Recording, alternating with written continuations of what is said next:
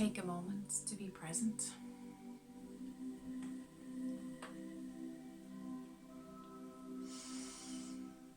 Take a long, slow, deep breath.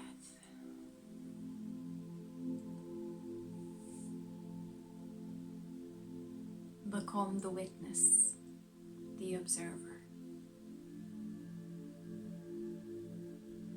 You can close your eyes if you like.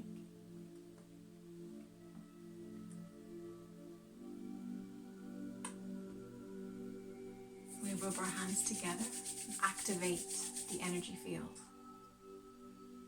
and create that ball of energy.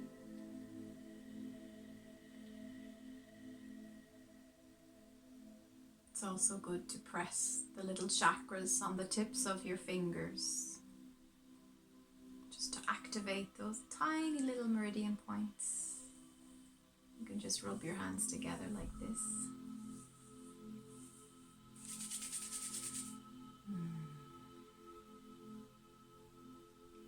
You can expand that ball of energy. You can play with it. You can place it into different chakras. The 7 major chakras receive them very well.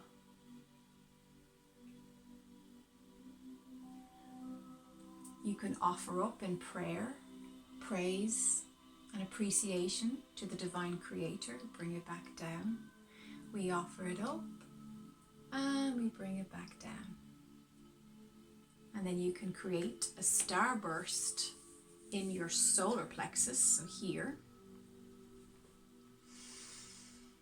Feeling yourself connecting to your higher self or to that one consciousness.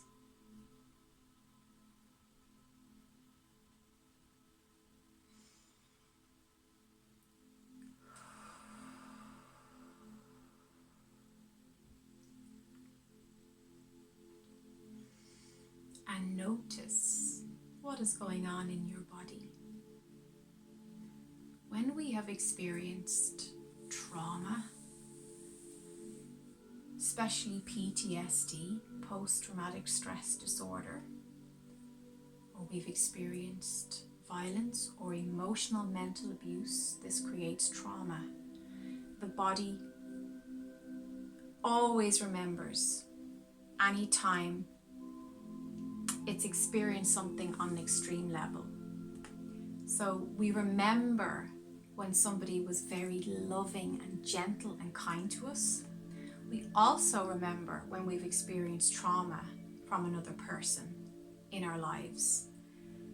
A good way to heal that trauma is to work with a really good therapist who knows how to bring you into the body.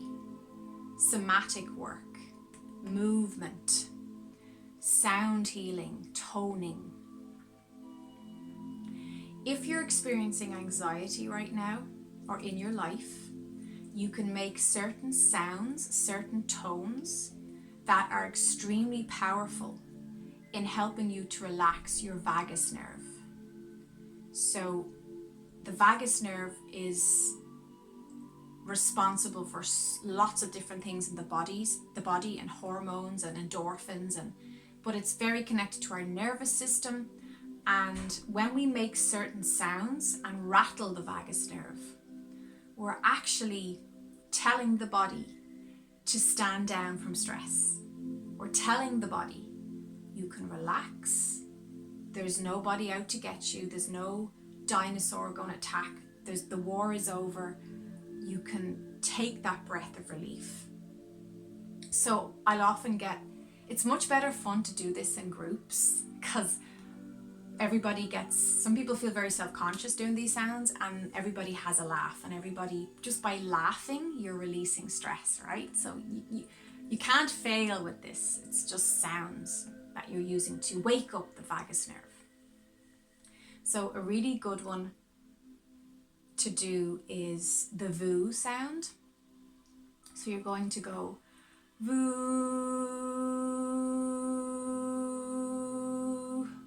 VOO, and you can feel it when you make that sound, the VOO.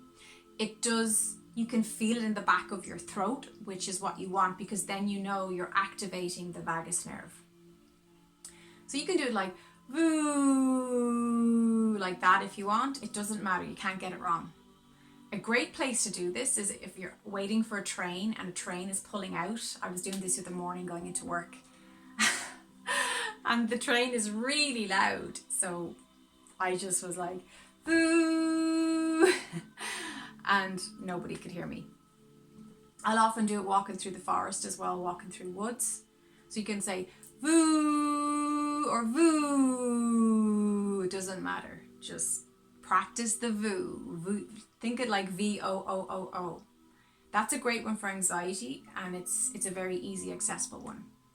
A great one as well, again, the vagus nerve, but very good for activating receptive mode. Yin, the divine feminine, is ha. Ha.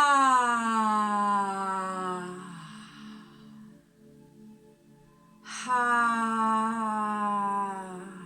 And really let it rattle, let it shake, let it be shaky, because that's ensuring you're hitting off, you're activating the vagus nerve. That's what we want to happen. Ha.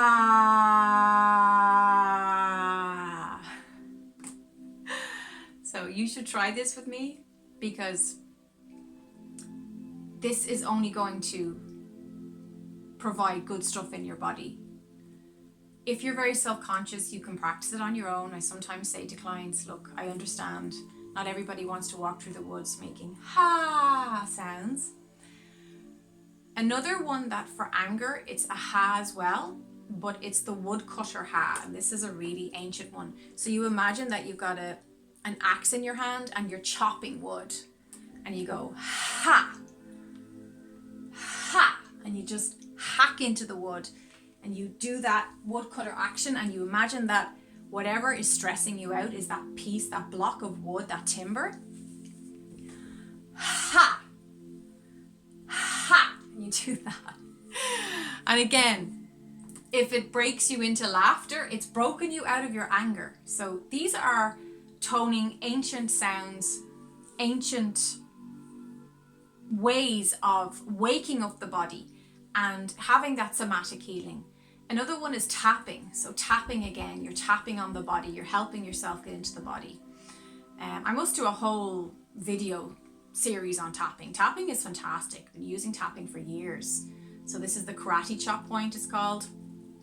And you would say, even though I feel tired, or even though anger, we'll go with anger, even though I feel angry, I completely love and accept myself. And you'd also do like little circling at the top of the head. Let me see, I'm trying to remember, it's been a while since I've done tapping. The eyes, under the eyes, here, here, you're going to tap in here. And again, you're wakening up, you're actually tapping on certain points of the body that correspond with various parts of the body that release hormones, that release endorphins, and that wake up and activate those parts of you to tell you that you are reprogramming yourself. So the modern day tapping is you tap on the problem, you acknowledge, even though I feel anger, I'm feeling anger right now, I still choose to love myself. And you might say this anger, this anger, this anger, this anger. I'm feeling really frustrated. I'm feeling very, very rageful. This rage, and you'll tap that in, okay? And you'll tell the body, I acknowledge that I'm having an angry moment. Now, I'm flying through this, obviously, okay? If you want to explore this further, you can book a one-to-one session with me. Go to my website, avinedoyle.com, go to the contact form and send me an email, and we can work this all out. I'm just showing you that there's lots of ways for you to self-heal, and there's lots of ways for you to ease trauma, ease pain, ease depression or anxiety by knowing these powerful techniques and tools. Back to our tapping. Then you will you take a few deep breaths after you've acknowledged the anger or the issue, whatever it is. It might be, even though I'm feeling a lack of confidence. So then you acknowledge that you're choosing a new program. So even though I feel angry, I allow this to be easy. I I still love myself. I love myself completely. I love myself under all conditions. I absolutely love myself. I choose to let this be. I choose to love myself now. No matter what's happening in my life, no matter how angry I feel, I can love myself and I can feel calm. I can feel peace. Thank you, angels, for allowing this to be easy. I allow this to be easy. It's a really great one. It's called Emotional Freedom Technique, EFT, and it's very, very popular in healer circles and in shamanic work and things like that. It's become so popular, it's become mainstream that psychologists and psychiatrists will often use it as well. So it's vital, that when you're in your body, that you are fully present and that you feel anchored in your body. Because then no matter what you're feeling and what you look, I'm looking at the light, it's cool.